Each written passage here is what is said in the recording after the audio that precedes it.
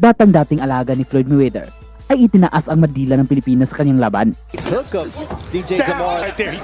He had it before.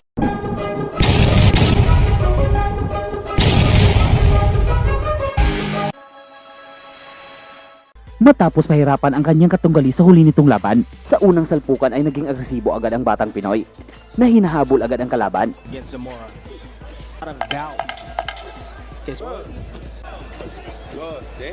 Dito sa round 2 ay habang naging agresibo ito, ay nagpamalas din ng magandang depensa ang batang Pinoy.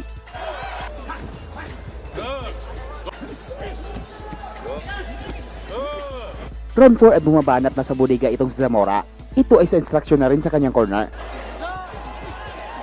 Dito sa round 5 ang magaganda ang mga counter ng batang Pinoy, na hinuhuli nito ang Argentino sa bawat suntok na binibitawan.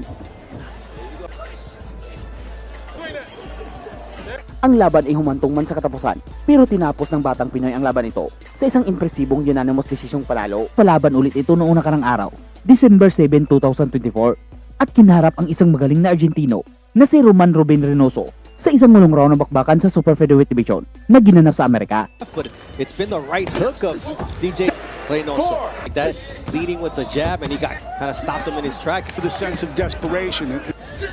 That body was for DJ Zamora. Things right there.